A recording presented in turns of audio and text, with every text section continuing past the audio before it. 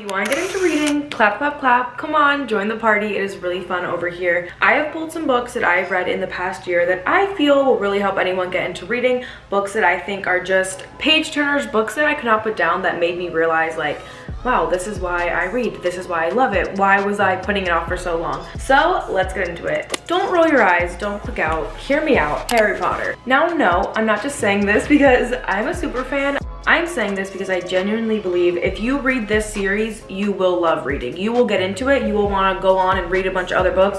And I can confidently say that because that is exactly what happened to me. Prior to reading the Harry Potter series, I didn't really care for reading. I was like, every now and then I'd read a self-help book, but I really wasn't into it until I got my hands on this. So I know it's been 20 years since the books came out. I know that it is literally marketed to children. I know that if you go to buy these at Barnes & Noble, they are literally in the little kids section. I know, I went through it, I did the whole embarrassment thing, but it was 100% completely worth it. Reading Harry Potter literally changed my life, not to be dramatic. So if you're not familiar with the story of Harry Potter, pretty much all you need to know, Harry Potter, he's a little boy, he's a wizard, something happens to him when he's a little kid, and it basically all trickles throughout the 7 books. I don't have Deathly Hallows with me right now. So you go through all the trials and tribulations of him going to wizarding school, all of the battles, him and Voldemort, like just, it's an entire world in these pages, and I think that's why I love it so much and why I feel like if you read this, you will literally go and be a reader for the rest of your life because it is so immersive. When I'm reading this, I cannot put it down. I just keep turning page after page after page. Like,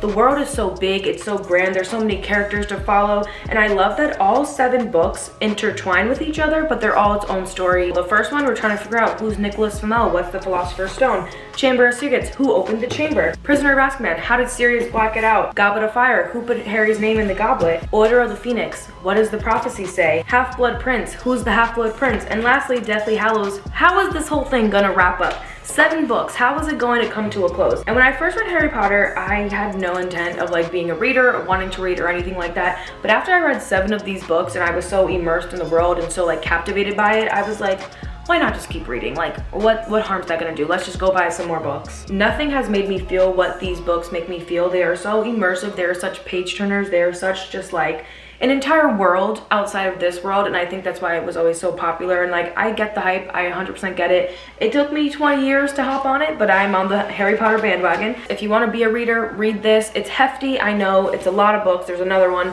but it's completely worth it 100%. The next book that I know is going to make you love reading, The 7 Husbands of Evelyn Hugo by Taylor Jenkins Reid.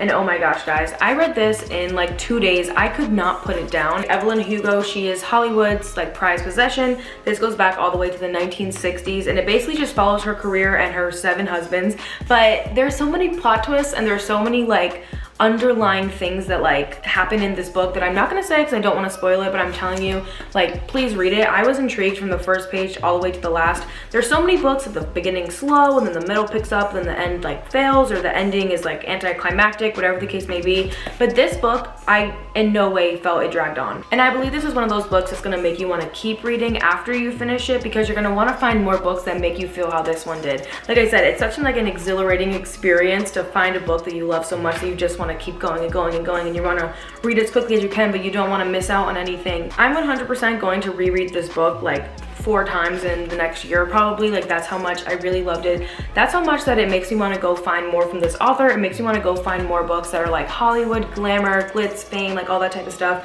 I really love the concept of it. I love the whole message behind it. I love how plot twisty it is. Like, there's a lot to this book, but I would definitely recommend reading this, especially if you want to get into reading. The next book I'm going to recommend you pick up if you want to get into reading is Little Women by Louisa May Alcott. I didn't even know that this was a classic when I picked it up. I didn't realize like the depth of this book and how history is like engraved in this book. I had no clue when I bought it. I honestly only got it because I wanted to watch the movie. I love Emma Watson, I love Saoirse Ronan, I love Florence Pugh.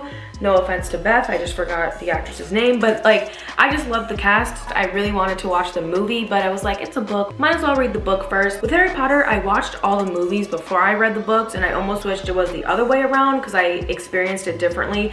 But having the experience of reading the book of Little Women and then going on and watching the movie of Little Women, it was such an experience, and it made me want to read every single book to movie like adaptation. And it's written beautifully, but it's also honest and it's also real, and it has so many things in it that made me really sit back and think. Like, so many of the ideas and concepts and just stuff that I think about now as a young woman in America is the same exact things that these young women were thinking about literally back in the 1600s. So I just think it's crazy how like life has changed, but it really hasn't changed. Like, the struggles are still the same, the issues are still the same, and like reading this book really made that evident to me. It really made me like understand. Also, something special about this is that it is 2 books. So while I only count it as 1 book on my little reading list, it is 2 books, but it's split up into 2 parts. So we have them when they were younger and then them when they were older.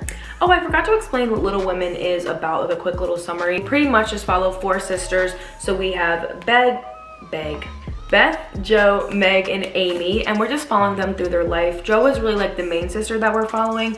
Jo is a writer. Jo wants freedom. Jo doesn't want to get married. Then we have Beth, who is just sweet. She loves to play the piano. Then we have Meg, who like loves the finer things in life, but the family's poor at the moment. The dad is off in the war. And then we have Amy, who's the youngest sister, and she's a painter, and she's a lover, and she's just like has all these dreams. And I love it because, like I said, it follows them as little kids, and then we get up and we follow them into adulthood. So we see how what they wanted as little kids eclipse what they had as adults, or how, you know, just the correlation. I know sometimes it could be daunting to read a classic. I know sometimes it can be boring and hard to get into, and it 100% was for me. Don't get me wrong, the first like 150 pages I was really not into it. I know that's a long time to read a book and not like it, but I'm really glad I did, because there were so many parts of this book that I felt like I needed to see, and I really wasn't gonna watch the movie until I finished the book, and I'm really glad I did that because I loved seeing the comparisons. The next book I'm going to recommend is The Song of Achilles by Madeline Miller, and I loved this book. Now, it did take me a second to get into it, but once I did get into it, I was so happy that I even started it. It is pretty much a Greek mythology story. It is about Achilles and Patroclus. Patroclus is exiled from his kingdom as like a little boy, and he gets sent to, I think it's Pelis, I don't know. A lot of the names, a lot of the places in the actual book, I kind of had to like make up my own pronunciation for them, so I might be pronouncing some stuff wrong. But he basically went to where Achilles lives, Achilles' castle, land, I don't know, where Achilles is, and they actually end up falling in love. So without spoiling too much, it is basically the love story of Achilles and Patroclus. Patroclus, who is just this normal boy, he's a great human, but he's not a Greek god, and that is where the difference comes in, where Achilles is the demigod. Achilles is like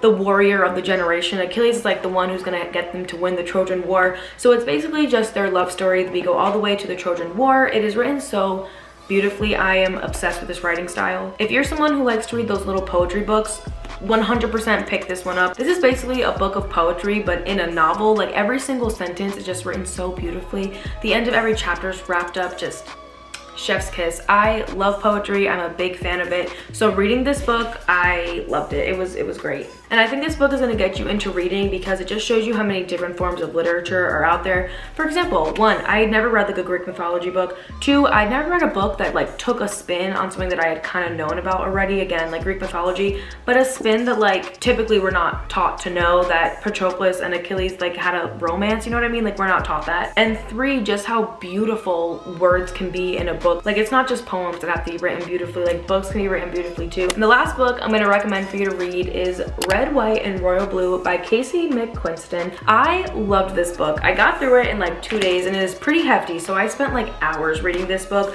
but I genuinely loved it. So in the book, we are basically following the classic enemies to lovers story bromance between Alex and Henry.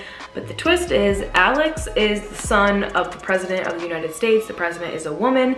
And then Henry, he is in the royal family over in the UK. So basically we are figuring out their love story. But like I said, it's enemies to lovers, the classic trope that everyone loves. Except there's this like political agenda thrown in there where like they don't want to mess up the election. But then Henry has all these rules as a royal that can like interfere. And it's a great book. I really loved it. I thought it was cool because it's set in Washington, D.C. I live in Washington, D.C. All the other books I mentioned are heavy compared to this one. Like, this is just like a lightweight, like go to the beach, let me read this, like fun, ooh la la. Those books were like, I'm probably gonna cry over them, but like this, I didn't cry over it. It was just so happy. I love a good love story. I love a good enemies to lovers. And I think this book will make you want to go read more books because it'll show you, just because it's super big doesn't mean it has to draw on. Like I said, I read this book in like 2 days. I could not put it down. It just kept going and going and going.